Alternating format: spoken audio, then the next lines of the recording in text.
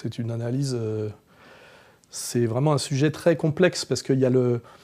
Comment dirais-je, il y a l'analyse immédiate, d'ailleurs qui est dangereuse, parce qu'effectivement, sur le coup, il y a un effet de choc terrible, et c'est ce qui fait d'ailleurs que moi, j'ai essayé de m'abstenir de commenter trop vite, parce que c'est vrai qu'au départ, il y a une sensation soit de colère, soit d'abattement, et puis après, il y a essayé de replacer ça dans une vision globale, et malheureusement, comme tu disais tout à l'heure, je suis désolé de faire remarquer que ça correspond, alors est-ce un hasard ou pas, en tout cas si c'est un hasard, il est spectaculaire, à mes analyses depuis des années, notamment dans Comprendre l'Empire, demain la gouvernance globale ou la révolte des nations, où je dis bien que nous sommes face à la fois à un processus mondialiste et à une crise financière globale et mondiale, que ces deux choses d'ailleurs marchent ensemble, et que dans les sociétés occidentales, nos élites oligarchiques ont choisi depuis des années déjà, en France ça peut se marquer avec la loi sur le foulard je crois de 2003,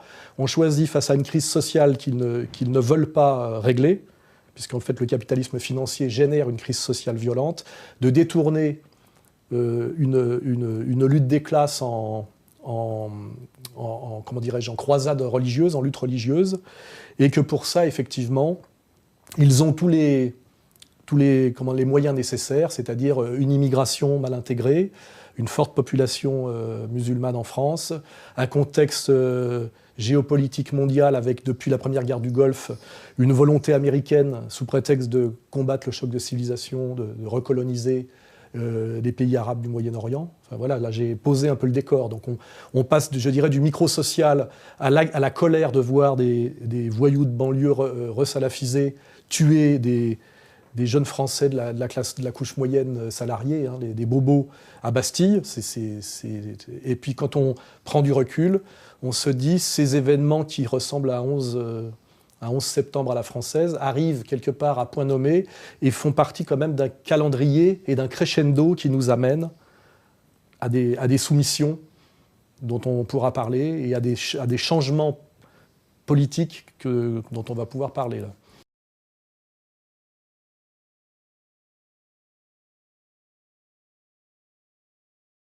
C'est une bonne question, parce que c'est vrai que la première chose qu'on va me dire, c'est que vous pourriez commencer par la petite ritournelle rituelle de ma tristesse par rapport aux morts, etc. etc. Tu vois. Et c'est vrai que je vais dire deux choses. J'aurais bien voulu avoir de la compassion, mais la manipulation médiatico-compassionnelle, cette comment dirais-je, surenchère émotionnelle systématique imposé par les médias sur un modèle, je dirais, hollywoodien, c'est-à-dire judéo-américain, qui a peu à voir avec ce que j'appelle moi, même si ça fait ricaner certains, notre tradition de pudeur helléno-chrétienne. On n'aurait jamais traité ces événements-là comme ça, du temps du général de Gaulle ou dans les années 20 ou 30. Voilà. Et ça c'est tellement, comment dirais-je, artificiel et suintant, et que justement, quand on est un peu authentique, on a du mal à y adhérer parce qu'on n'aime pas se faire tirer les larmes.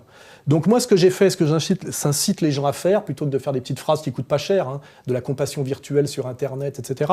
Moi, ce que j'ai fait, ce que je vous invite à faire, c'est, je suis allé sur Internet, ça existe, j'ai regardé les visages et les noms de tous les morts. Voilà, parce que comme ça, au moins, c'est pas abstrait, c'est pas des mots et c'est pas des concepts. Et j'ai regardé les visages et les noms de tous les morts. D'ailleurs, on n'a pas encore les 130, mais il y en a un certain nombre. Et d'ailleurs, c'est là que j'ai constaté quelque chose qui m'a été reproché, c'est que c'était essentiellement des petits blancs de la moyenne bourgeoisie française. Il y avait effectivement quelques arabo-musulmans sans doute, quelques noirs, mais globalement, on a tué, je ne sais pas qui, on a tué du petit français blanc. Il suffit de regarder les patronymes. Voilà. Et ça, effectivement, je me suis posé... là, j'ai été un peu touché parce que je me suis dit, moi, le quartier Bastille est le quartier où je traînais quand j'avais l'âge de ces gens-là. Parce que j'ai fait les Halles, Bastille, c'est même nous un peu les branchés de l'époque qui avons un peu lancé ces quartiers. À l'époque de la rue de Lappe, à l'époque du Zorro Bar, à l'époque du Max Bar, à l'époque du Bistrot 29, à l'époque de la rue Charles Dallery, etc. Donc effectivement, je me suis dit... si j'avais pas l'âge que j'ai maintenant, j'aurais pu effectivement faire partie des victimes. Voilà comment est venue ma relative compassion. Mais ça amène ça à une digression sur justement le le mensonge, justement d'ailleurs très bobo, de la compassion universelle et sans frontières. En réalité, si je veux prolonger cette discussion, on constate quand même qu'on est très très choqué par 130 morts, parce que ce sont des petits Français et même des petits Parisiens. Je fais remarquer que quelques jours avant, il y avait 200 Russes qui avaient été tués dans l'explosion d'un avion. Et je fais remarquer aussi, sans que ça ne change rien d'ailleurs, que depuis la première guerre du Golfe à laquelle nous avons participé, nous massacrons quotidiennement les populations arabes moyen-orientales. Et depuis d'ailleurs, nous massacrons aussi les populations du Maghreb à travers le peuple libyen et le peuple africain à tout va. Et que l'air de rien, on y survit très bien émotionnellement. Hein. Donc ce qui veut bien dire que ma conclusion, c'est pas de dire que c'est scandaleux, parce que ça, justement, ça serait une phrase de bobo. C'est scandaleux. Non, en fait, c'est anthropologique et c'est normal. On est sensible à la souffrance des nôtres. Prétendre autre chose, c'est un mensonge. C'est un mensonge typiquement droit de l'homiste universaliste, qui va très bien à Bernard-Henri Lévy, mais parce que c'est un menteur professionnel. En réalité, là, nous avons été d'un seul coup conscients de ce que c'était que des morts, hein, et ça nous a choqués. Prenons donc conscience de ce qu'on fait subir depuis 1991 au peuple irakien. Toutes les semaines, il y a une bombe qui explose dans un marché qui fait largement autant de morts, et c'est majoritairement dans un marché des femmes et des enfants. Hein. C'est constant en Irak depuis plus de 20 ans. C'est maintenant constant en Libye, à cause de M. Bernard-Henri Lévy et de M. Sarkozy. Et c'est constant en Syrie. N'oublions pas qu'effectivement, nous faisons subir un chaos de mort et d'effroi au peuple syrien depuis maintenant 5 ans, pour des raisons très très difficilement justifiables. Parce que je pense que plus personne aujourd'hui ne croit à la mascarade qu'il fallait remplacer un dictateur qui serait soi-disant Assad, alors que c'est un chef d'État légitime d'un pays républicain, démocratique et multiconfessionnel, et il faut le remplacer par ces fameux Al-Nostra, dont notre ministre des Affaires étrangères, qui n'a toujours pas été démissionné encore, nous disait il y a peu encore qu'il faisait du bon boulot. Hein, voilà.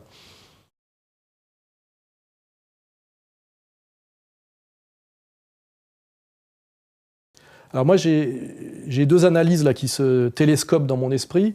Si on fait une analyse macro, hein, c'est-à-dire haute politique, on se dit que les bobos du 11e arrondissement, hein, c'est un terme maintenant qui est très à la mode, hein, ça voulait dire bourgeois bohème, hein, c'est-à-dire c'est des libéraux libertaires, hein, c'est un concept de Kluskar au départ, sont la population, on va dire, majoritairement française de souche, de la classe moyenne, qui est traditionnellement on va dire, antiraciste et assez sensible à la cause palestinienne. Donc là, je me dis, moi, que si j'étais Daesh, cibler ces gens-là, ce n'est pas fait, en tout cas, dans l'intérêt des musulmans. Le résultat immédiat, c'est de couper les musulmans, en réalité, on va dire les Français d'origine immigrée, parce qu'on voit bien que quand on parle de musulmans en France, on parle de ceux qui sont culturellement musulmans, parce qu'ils sont issus souvent du Maghreb. Hein. Donc en fait, le résultat pratique, c'est de couper des jeunes qui ne marchaient pas dans la combine du choc de civilisation, hein, c'est-à-dire qui n'étaient pas anti-islamiques, rabiques, comme d'autres catégories sociales françaises, de les amener au racisme anti-arabe d'une certaine manière. Donc ça, c'est l'analyse, on va dire, sur s'il y a une stratégie perverse et macro, hein, du système. Après, j'ai une autre analyse, qui d'ailleurs les deux peuvent se coordonner, c'est que moi, ça me rappelle ce qui s'est passé, c'est-à-dire cette attaque de jeunes voyous de banlieue, resalafisés, originaires de nos anciennes colonies, qui attaquent du petit, qui viennent bolosser. Ça me rappelle ce que moi j'ai vécu quand je traînais à Bastille, au moment où ces jeunes gens, issus du regroupement familial, ont atteint l'adolescence. Ils descendaient sur Bastille, parce qu'à l'époque, il y avait Radio Nova qui avait ses locaux rue du Faubourg Saint-Antoine, pour taper, agresser du petit blanc. Hein, c'est-à-dire, c'était les racailles contre les bouffons, à l'époque. Hein, on n'avait pas encore même le terme de bobo. Et ça participait d'un processus qui a beaucoup à voir avec le périphérique, c'est-à-dire, c'était à la fois un rapport de jalousie, de haine et de fascination, d'ailleurs réciproque, entre des jeunes qui étaient exclus de la croissance et exclus de la Dolce Vita, et qui étaient dans les lieux de bannissement qui s'appellent les banlieues, alors qu'ils avaient cette jeunesse, cette énergie, c'était essentiellement des garçons. Et puis ce qui les fascinait, ce qui les rendait haineux, qui était la belle vie agréable des jeunes des couches moyennes salariées de Bastille. Et ils descendaient, ce qui est traditionnel, hein, les voyous qui descendent un peu dans les beaux quartiers. Enfin là, c'est d'ailleurs pas les beaux quartiers, c'est les quartiers de jeunes, hein, et qui se font plaisir en les humiliant, en les agressant, parce que c'est un palliatif en fait au plaisir qu'ils ne peuvent pas partager, un palliatif à la sexualité, puisqu'il y a un problème avec les filles, etc. Et finalement, nous sommes passés, dans les années 90, d'une violence de banlieusards contre des types des quartiers petits bourgeois qui étaient à la fois qui étaient à l'époque manipulés par SOS Racisme et le PS, et qui se passaient avec des cutters et des coups de poing, et c'était plutôt de la dépouille et de l'agression au cutter. On est passé maintenant à l'agression à la Kalachnikov, parce que c'est plus le PS et SOS Racisme qui manipulent, maintenant c'est le Mossad et la CIA. Vous voyez, ça serait l'analyse, il y aurait l'analyse géopolitique et puis l'analyse sociétale. Les deux se rejoignent.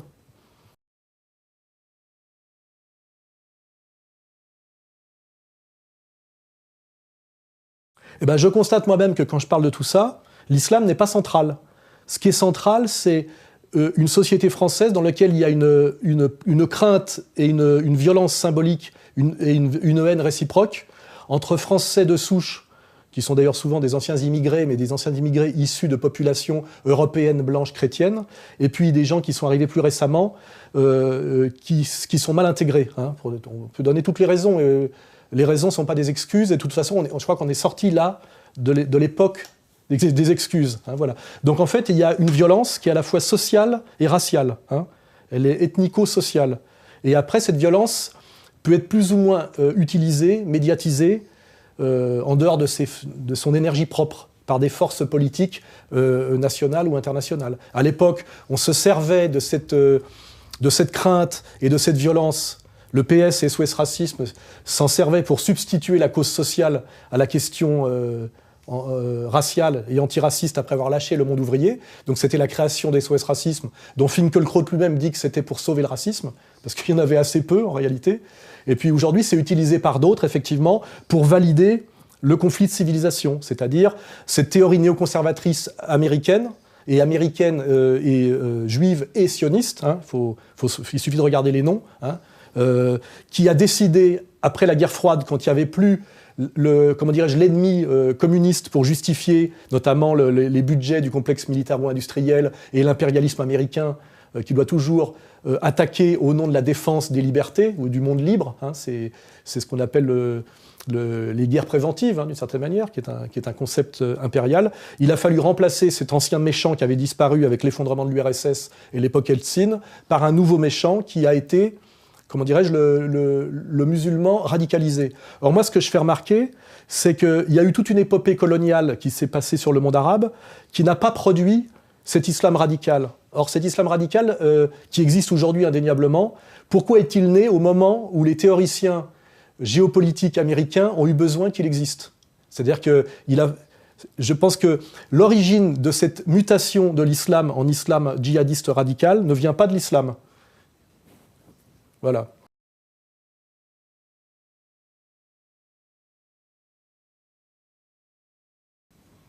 La première réponse, c'est que ce crime ne profite sûrement pas aux musulmans de France, qui aujourd'hui sont inquiets de leur avenir dans le pays.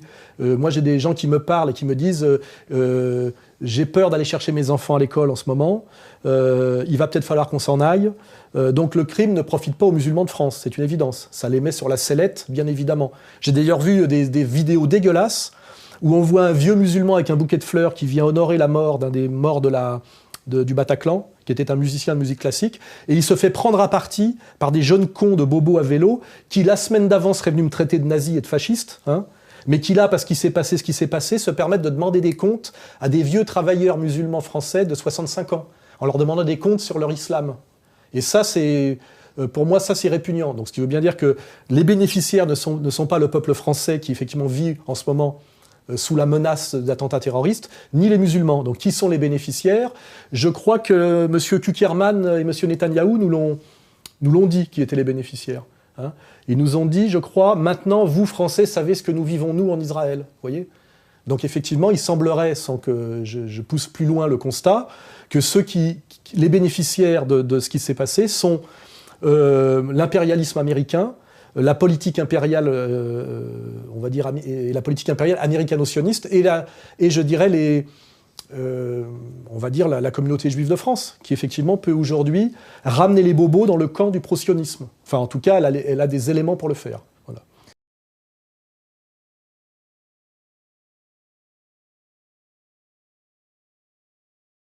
Oui, c'est une bonne remarque. On n'a jamais réussi à vendre un Rafale depuis 20 ans, je crois. Et aujourd'hui, enfin depuis quelques semaines, des pays nous en achètent. Or, qui sont ces pays? Le Qatar, l'Arabie Saoudite, les Émirats, tous ceux qui financent, et c'est absolument démontré, Daesh. Donc, est-ce que ces achats d'avions au gouvernement français ne sont pas le prix payé au gouvernement français et aux élites oligarchiques françaises à travers les rétrocommissions pour se taire sur une complicité qui amène à la mort de jeunes Français? Parce qu'on va pouvoir le dire et le redire, comme beaucoup de gens l'ont dit, Daesh, c'est nous. Hein. Quand je dis nous, c'est nos élites politiques. Hein. Voilà, donc, est-ce que c'est pas tout ça, la rétribution payée aux élites françaises pour leur complicité finalement dans ce meurtre de masse, hein, parce que je pense effectivement qu'il y a un rapport de cause à effet.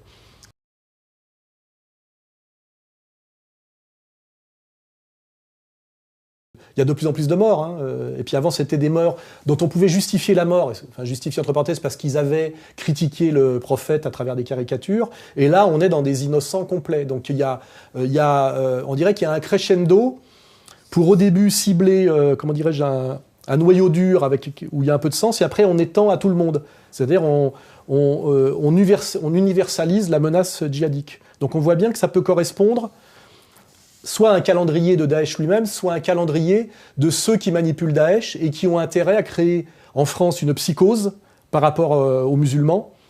Et on voit que tous les médias font tout pour ça. C'est-à-dire qu'au lieu de gérer, de communiquer à minima au niveau des médias pour pas créer de psychose, et par contre que les forces de police, les services et l'armée fassent le boulot, comme font les Russes en Russie. Parce que les Russes, ils ont pas 5 millions de musulmans, ils en ont 20 millions. Hein. Ils font pas comme ça, eux. Ils y vont doucement sur le commentaire médiatique, mais par contre, derrière, ils font le travail. Hein, c'est-à-dire qu'ils éliminent physiquement des membres clés des réseaux dont ils connaissent l'existence par les infiltrations et les services, comme nous connaissons également l'existence de ces réseaux par les infiltrations et nos services qui sont compétents au niveau de l'analyse. Après, le problème, c'est s'il n'y a pas les ordres donnés par le pouvoir pour agir, ils sont bloqués. Ça serait intéressant de demander au juge Trividic, par exemple, de le pousser à dire jusqu'au bout tout ce qu'il sait. Parce que visiblement, déjà, il en dit pas mal, et on voit qu'il en a gros sur la patate, mais je pense qu'il pourrait en dire beaucoup plus sur la responsabilité, je dirais, de l'État profond, sur ce qui se passe en ce moment-là.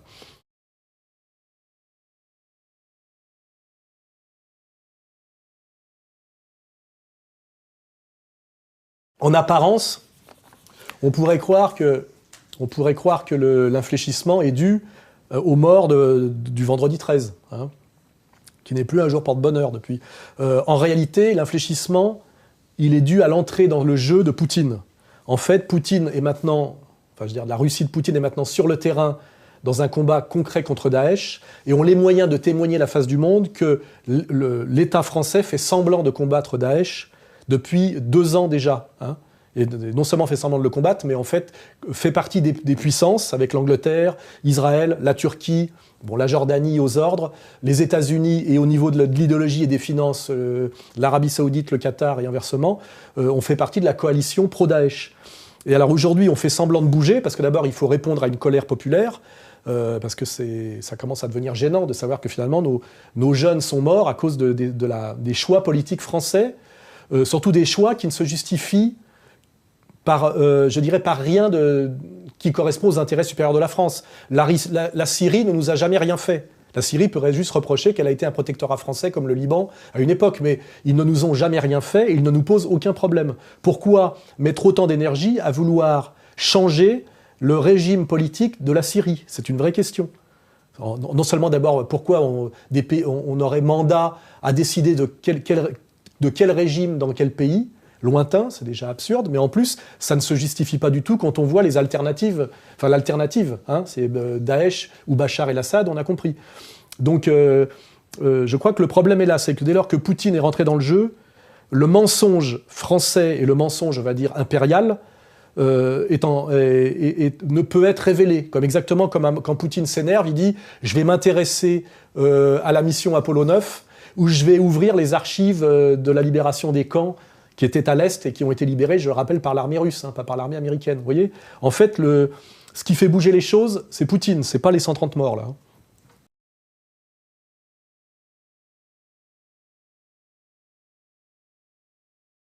Alors, les issues possibles... quand on regarde les réactions immédiates, bon, c'est beaucoup du virtuel et de l'Internet, il y a des gens qui sont aujourd'hui, qui appellent à la guerre civile. Hein. C'est-à-dire, nous sommes en guerre, les musulmans nous ont déclaré la guerre, il y a des musulmans en France, il va falloir faire la guerre pour les chasser. Il y a plein de jeunes, je ne vais pas dire des jeunes cons, mais des jeunes énervés qui pensent que c'est la solution. Alors évidemment, ça, j'en appelle aux militaires, aux gens sérieux et aux gens qui ont un certain âge, pour bien leur expliquer que la guerre civile, on sait quand on la commence, on ne sait pas quand on la finit, et puis surtout que ce n'est pas un jeu vidéo. Donc c'est évident que ce n'est pas ça la bonne option, mais par contre, effectivement, beaucoup de gens sont amenés sur ce terrain, notamment par la manière dont les médias réagissent, et puis la manière dont même le président réagit en disant qu'on est en guerre. Si on est en guerre, il faut qu'il nous dise contre qui ? Contre les musulmans, contre les banlieues ? Soit c'est un irresponsable, soit, une fois de plus, il ne travaille pas dans l'intérêt supérieur du pays, ce qui est démontré jusqu'à son patronyme. Hein. Quant à Valls, on sait qu'il n'est pas éternellement attaché à la France, hein, mais un État qui a tout intérêt à ce que l'anti-islamisme se développe en France pour que la situation française ressemble à Israël. C'est-à-dire que c'est le prolongement de la stratégie de Tel Aviv sur Seine. Hein. On a Daesh sur Seine, Tel Aviv sur Seine. On a vraiment tout fait pour cueillir ça. Donc la guerre civile, c'est pas la bonne solution. Alors il y a des gens qui réfléchissent un peu plus loin et qui, eux, parlent de plus en plus de remigration. La remigration, c'est un sujet, vraiment. C'est que depuis le regroupement familial et à cause de l'Union européenne et de l'espace Schengen, on a nous-mêmes décidé, nos dirigeants, je rappelle, c'est Giscard qui a inauguré le regroupement familial à partir de 1975, alors qu'il n'était plus justifié, c'est-à-dire cette immigration de peuplement, n'était pas justifiée par le besoin d'emploi, puisqu'on était déjà passé par le premier choc pétrolier, on était déjà rentré dans la fin des 30 Glorieuses et une période de début de chômage. Donc en fait, la décision du regroupement familial et de l'immigration de peuplement ne peut pas se justifier, comme à l'époque de De Gaulle et du Sonacotra, par un besoin de travailleurs. Hein. Ça se situe ailleurs, au niveau des loges, au niveau de l'idéologie du métissage, au niveau de peut-être qu'aujourd'hui, de ce que certains appellent le grand remplacement, que je trouvais excessif il y a quelque temps, mais avec les migrants qu'on a vu déferler par la Turquie, ça finit par avoir une certaine crédibilité. Donc aujourd'hui, effectivement, il y a des gens qui parlent de remigration. C'est-à-dire il y a eu une volonté d'immigration de la France par ses dirigeants pendant des années et des années. Aujourd'hui, le pays est saturé. La cohabitation se passe mal pour des raisons ethnico-religieuses et il faudrait les faire repartir dans l'autre sens. C'est d'ailleurs la thèse aujourd'hui d'un type comme Philippe Val, hein, qui est passé de « immigrer, tu es chez toi » à « maintenant, il faut les virer » et surtout, il faut les virer parce que la question sociale n'a rien à voir. Le mec, maintenant, il est passé d'une position libertaire d'extrême gauche à une position d'extrême droite. C'est-à-dire le social n'est pas la cause. C'est une cause purement ethnico-religieuse, c'est-à-dire même, il pourrait aller jusqu'au bout et dire raciale. Hein. Donc c'est intéressant de voir comment une certaine gauche a basculé à droite et comment aujourd'hui il y a un consensus pour l'idée de la remigration. Le problème, c'est que pour faire la remigration, imaginons ce que ça implique politiquement. En plus je dis policièrement, ça veut dire qu'on décide à un moment donné de retirer la nationalité française à des gens qui sont nés ici et de les ramener dans des pays dont ils ne sont plus les ressortissants. C'est-à-dire que ça exigerait non seulement une révolution nationale dure en France, mais une révolution nationale dure européenne, avec en plus les accords des pays d'origine.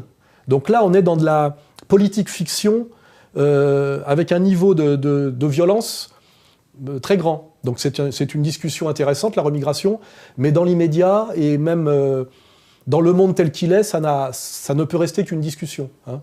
Même si, par contre, la remigration au niveau individuel a un sens. Il y a des gens aujourd'hui qui me disent « Moi, je vais retourner dans mon pays d'origine, je me sens de plus en plus mal en France. Mes perspectives sociales sont bouchées, et en plus, je me sens maintenant comme quelqu'un qui n'est pas le bienvenu ici, qui est soupçonné, etc., et qui ne peut pas pratiquer sereinement sa religion, qui est l'islam. Donc quand un type ne trouve pas de travail et qu'on lui dit qu'on va fermer ou brûler sa mosquée, et que ça peut être ce qui se passe demain, parce que ça risque d'arriver demain, hein, ce genre de choses, on peut comprendre effectivement qu'il y ait une remigration volontaire. Et ça, à la limite, ça peut être effectivement une solution, mais je ne pense qu'elle n'est raisonnable et acceptable que si c'est une solution, on va dire, individuelle ou familiale. Voilà.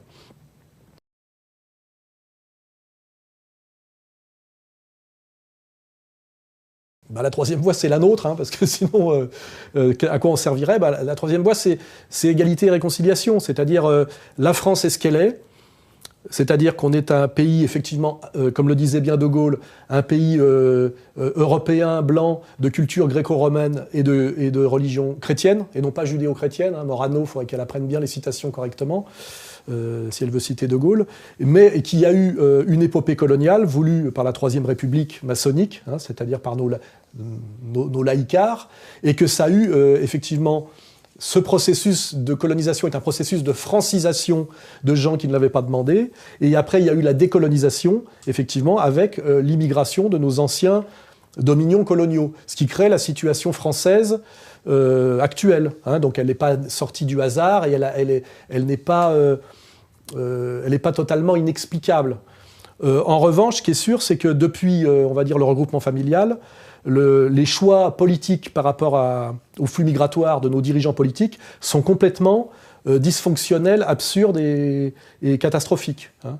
Voilà, donc, compte tenu de cette analyse, il va falloir travailler d'arrache-pied à quelque chose dont parle beaucoup Zemmour, mais sans aller jusqu'au bout, c'est-à-dire renouer avec l'assimilation, c'est-à-dire arriver à faire des Français d'origine immigrée et de confession musulmane qui sont sur notre territoire, arriver à en faire coûte que coûte des bons Français, c'est-à-dire que des gens qui aiment leur pays, c'est-à-dire qui aiment la France. Or, là, il y a tout un tas de choses à faire, c'est-à-dire que, comme je le dis, si ces jeunes gens, ces jeunes personnes n'aiment pas la France, c'est qu'ils ont des tas de raisons de ne pas l'aimer. Et je ne pense pas que ce soit à cause de l'épopée coloniale, comment dirais-je, de la prise de la Smala d'Abdelkader. C'est à cause du fait qu'aujourd'hui, on va assimiler ces gens à la France de qui? À la France de François Hollande, de Manuel Valls, de Bernard-Henri Lévy, de Jacques Attali? Non, si c'était la France de De Gaulle, d'Éric Tabarly, de Bayard, de Duguay-Clin, de Saint-Louis, je pense que ça serait plus facile, même pour des musulmans. Hein.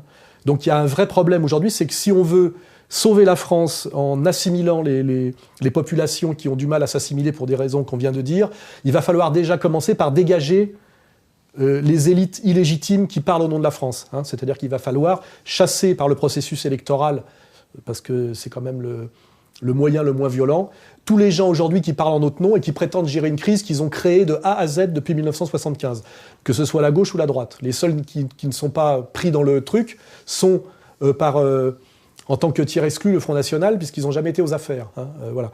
Donc, égalité, réconciliation, oui, à condition de relancer l'assimilation. Hein, on n'est pas un pays, comment dirais-je, comme le dit un pays multiracial, c'est un pays multiraciste. À un moment donné, c'est tous français, c'est tous aimant la France, mais il faut que cette France soit aimable. Or, cette France est détestable pour des tas de jeunes des banlieues, et pour les bobos de Bastille, elle n'est pas aimable non plus. Il y en a qui la détestent d'un côté, et de l'autre côté, ils ont du mal à l'aimer. Parce qu'effectivement, il n'y a pas de modèle identificatoire fort. Quelle raison aurais-je, moi, si j'avais 20 ans, d'aimer la France de François Hollande, de Manuel Valls et de Hanouna, et même de Benzema, hein, attention, hein, qu'on ne pense pas que je cible particulièrement. Cette France-là n'est pas aimable. Hein, elle n'est pas respectable. Et d'ailleurs, elle n'est plus respectée, notamment par sa politique étrangère, par le grotesque de ses élites, par les écrivains qu'on monte au pinacle en France, comme des Christine Angot ou des choses comme ça. On a perdu totalement notre prestige. Hein. On a perdu totalement notre respectabilité. Et donc, notre jeunesse, qu'elle soit de souche ou d'origine immigrée, n'aime pas ce pays. Alors, les deux souches n'arrivent plus à l'aimer, et ceux qui avaient déjà un contentieux colonial la détestent. Voilà. Donc, égalité et réconciliation, mais je veux dire... il va falloir que ce soit une main tendue, mais ferme. Hein.